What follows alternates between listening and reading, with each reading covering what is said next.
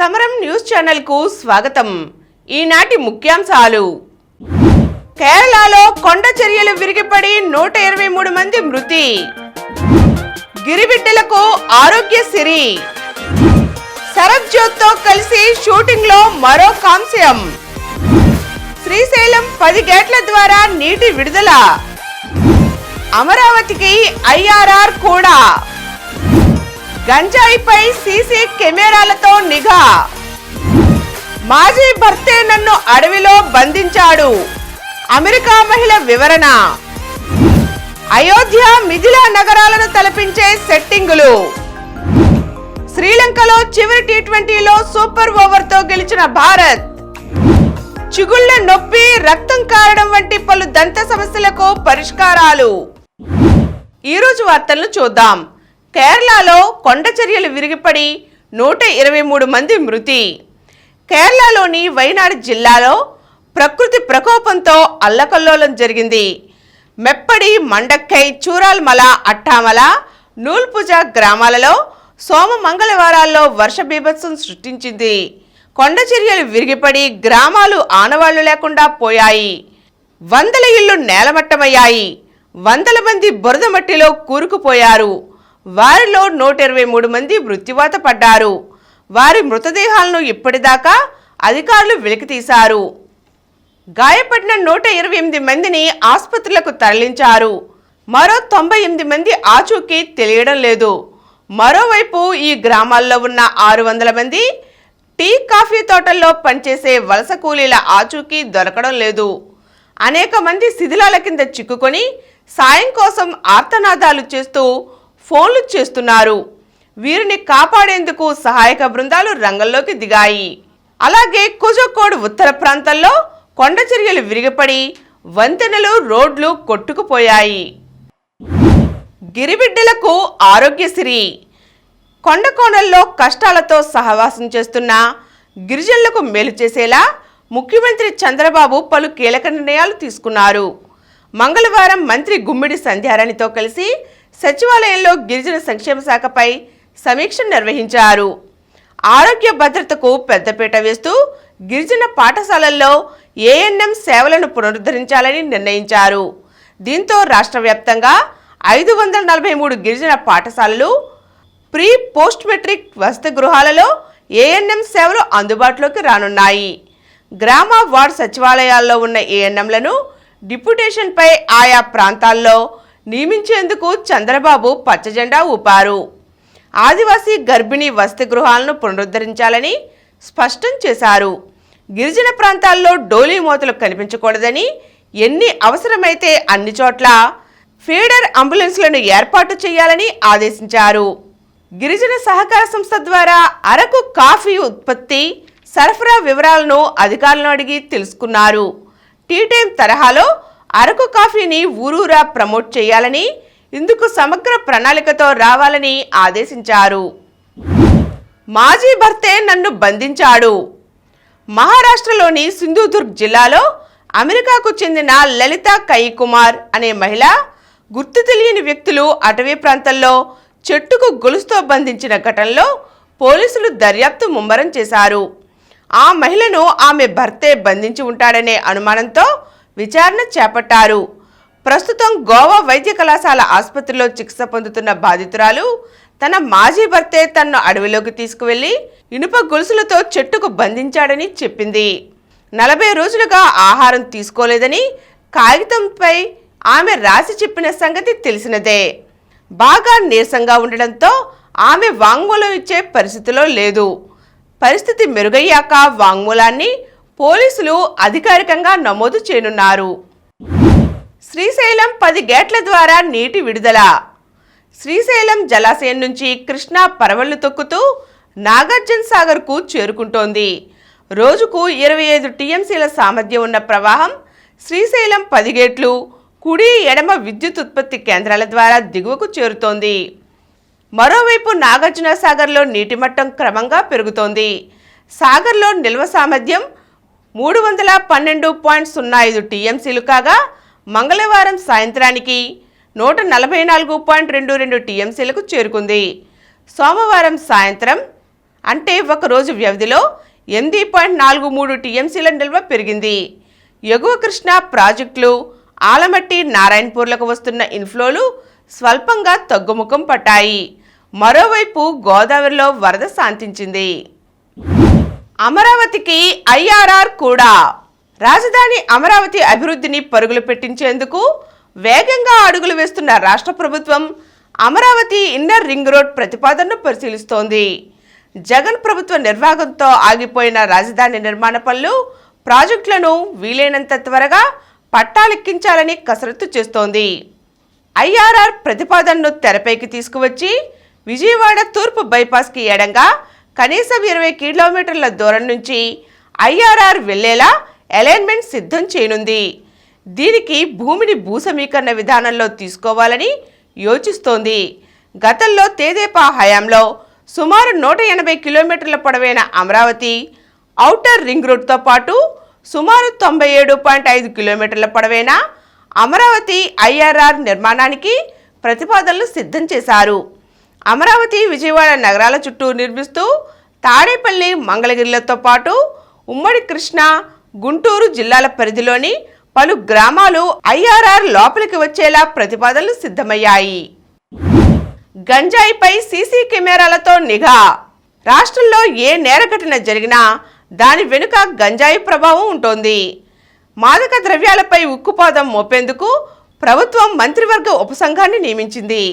ఏజెన్సీలో గంజాయి సాగుపై సీసీ కెమెరాలతో నిఘా పెట్టారు. ప్రత్యామ్నాయంగా వ్యవసాయ ఉద్యాన పంటలు పండించేందుకు రాయితీపై విత్తనాలు, పెట్టుబడి సాయం అందించేందుకు ప్రణాళికలు సిద్ధం చేశారు. సిఐడిలోని నార్కోటిక్ విభాగాన్ని బయటకు తెచ్చారు. గంజాయిపై ప్రత్యేక టాస్క్ ఫోర్స్ను ఏర్పాటు చేస్తున్నామని హోంమంత్రి వంగలపూడి అనిత తెలిపారు. విశాఖ పోలీస్ కమిషనరేట్ నుంచి అన్ని జిల్లాల ఎస్పీలతో ఆమె మంగళవారం వీడియో కాన్ఫరెన్స్ ద్వారా సమావేశం నిర్వహించారు. అయోధ్య, మిథిలా నగరాలను తలపించేలా సెట్టింగులు. భారతీయ ఇతిహాసాల నేపథ్యంలో బాలీవుడ్లో ఎన్నో చిత్రాలు తెరకెక్కుతున్నాయి.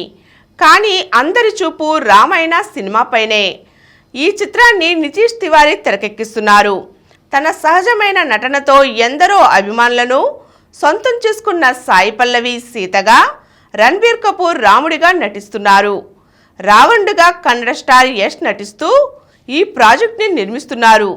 తాజాగా ఈ సినిమా కోసం 12 భారీ సెట్లను సిద్ధం చేస్తున్నట్లు తెలుస్తోంది.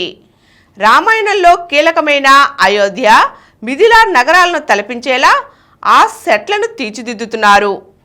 ముంబైలో 3D ఫార్మేట్లో భారీ వ్యయంతో వాటిని పునర్సృష్టించినట్లు సమాచారం.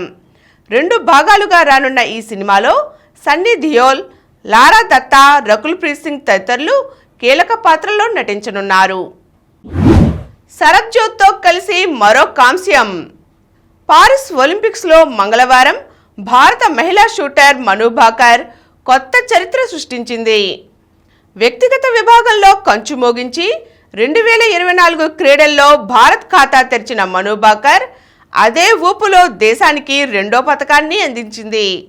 ఈసారి సరబ్జోత్ సింగ్తో కలిసి మిక్స్డ్ టీం విభాగంలో కాంస్యాన్ని చేజిక్కించుకుంది. స్వతంత్రం అనంతరం ఒలింపిక్స్లో, అంటే ఒకే ఒలింపిక్స్లో 2 పతకాలు సాధించిన భారత తొలి అథ్లెట్గా ఆమె చరిత్ర సృష్టించింది. సరబ్జోత్ కూడా గొప్ప ప్రదర్శన చేశాడు. అయితే మరో ఈవెంట్లోనూ పోటీ పడవలసి ఉన్న మను ముచ్చటగా 3వ పతకాన్ని ముద్దాడినా ఆశ్చర్యం లేదు. శ్రీలంకతో చివరి టీ20 మ్యాచ్లో సూపర్ ఓవర్తో గెలిచిన భారత్. లంకతో ఉత్కంఠభరితంగా ముగిసిన చివరి టీ20లో భారత్ సూపర్ ఓవర్లో విజయం సాధించింది. మంగళవారం మొదట తీక్షణ హజరంగా విజృంభించడంతో భారత్ 9 వికెట్లకు 137 పరుగులే చేసింది.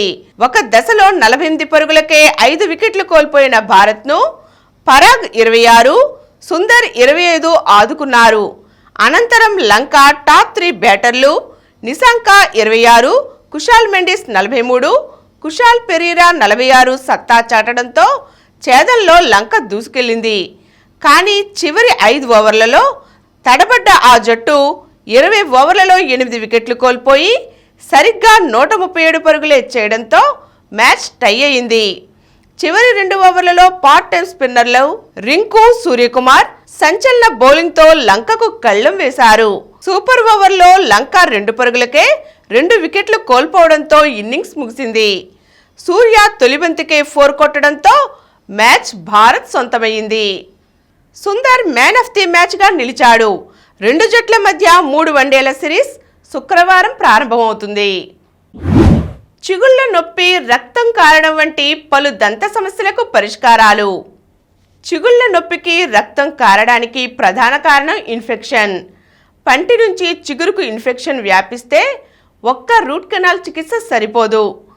పిప్పి పన్ను, పంటి ఇన్ఫెక్షన్ వంటి వాటికి రూట్ కెనాల్ చేసి శుభ్రం చేస్తారు. అదే చిగుళ్ల ఇన్ఫెక్షన్ను తొలగించడానికైతే పళ్లను లోతుగా శుభ్రం చేయవలసి ఉంటుంది.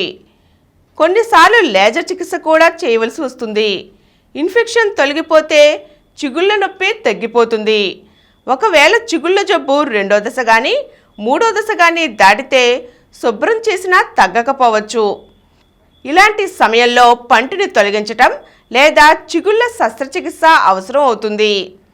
ఎక్స్రే తీసి పన్ను కదులుతోందా, ఎముక క్షీణించిందా అనే దాన్ని బట్టి చికిత్సను నిర్ణయిస్తారు. పన్ను కదులుతుంటే దాన్ని తొలగిస్తారు. ఎముక క్షీణించి ఇన్ఫెక్షన్ లోపలికి సోకితే చిగురును తెరిచి లోపలి భాగాన్ని పూర్తిగా శుభ్రం చేసి తిరిగి కుట్టేస్తారు. ఇటువంటి చిగుళ్ల సమస్యలు రాకుండా ఉండాలంటే రాత్రి వేళల్లో నిద్రపోయే ముందు బ్రష్ చేయడాన్ని తప్పకుండా అలవాటు చేసుకోవాలి. రాత్రిపూట నోటిలో ఊరే లాలాజలం కూడా చాలా తక్కువగా ఉంటుంది. దీంతో నోట్లో సూక్ష్మజీవులు విపరీతంగా పెరిగిపోతాయి. ఇవి దంతాలకు హానికరమైన యాసిడ్ను ఉత్పత్తి చేస్తుంటాయి. అందువల్ల నోటి ఆరోగ్యం దెబ్బతినడంతో పళ్ళు దెబ్బతింటాయి. అందుకే రాత్రి పడుకునే ముందు బ్రష్ చేసుకునే అలవాటు పళ్లకు జరిగే హానిని గణనీయంగా తగ్గించడంతో పాటు నోటి ఆరోగ్యాన్ని సంపూర్ణంగా కాపాడగలదు. ఇప్పుడు కొన్ని సంక్షిప్త వార్తలు చూద్దాం. భారత హాకీ జట్టుకు 2వ విజయం. ఐర్లాండ్పై గెలుపుతో క్వార్టర్ ఫైనల్కు చేరువగా భారత్. అగ్రస్థానంలో సాత్విక్ జోడీ. ఒలింపిక్స్ బ్యాడ్మింటన్లో భారత స్టార్ జోడీ సాత్విక్ సాయిరాజ్ చిరాగ్ శెట్టి జోరు కొనసాగుతోంది. ఇప్పటికే క్వార్టర్ ఫైనల్ బెర్త్ ఖాయం చేసుకున్న ఈ జంట గ్రూప్ సిలో అగ్రస్థానం దక్కించుకుంది. Amit Jasmine out. ఒలింపిక్స్లో భారత బాక్సర్లు నిరాశపరిచారు. పురుషుల 51 కేజీల విభాగంలో తొలి రౌండ్లో బై దక్కించుకున్న అమిత్ పంఘాల్ మంగళవారం జరిగిన ప్రీ క్వార్టర్ ఫైనల్లో 1-4తో ఓటమి చవిచూశాడు. 7 నెలల గర్భవతిగా ఫెన్సింగ్ బరిలోకి. ఈజిప్ట్ ఫెన్సర్ సదా హాఫెజ్ ప్రీ క్వార్టర్ ఫైనల్ వరకు వెళ్లడంతో సఫలమైంది. గతంలో 2 సార్లు ఒలింపిక్స్ బరిలోకి దిగి విఫలమైన ఈమె తన 3వ ప్రయత్నంలో పారిస్ ఒలింపిక్స్లో అత్యుత్తమ ప్రదర్శన నమోదు చేసింది. ఇందులోనూ ఆమె ప్రస్తుతం 7 నెలల గర్భవతి కావడం విశేషం. మరిన్ని వార్తా విశేషాలతో రేపటి సమరం న్యూస్ ఛానల్లో తిరిగి కలుద్దాం. ప్రతిరోజు వార్తా విశేషాల కోసం అనతి కాలంలోనే 20 కోట్ల వ్యూస్ సాధించిన సమరం ఛానల్ సమర్పించు సమరం న్యూస్ ఛానల్కు సబ్స్క్రైబ్ చేయండి, లైక్ చేయండి, మీ ఫ్రెండ్స్కి షేర్ చేయండి. అలాగే ప్రక్కనున్న గంట సింబల్ని ప్రెస్ చేయడం మర్చిపోకండి.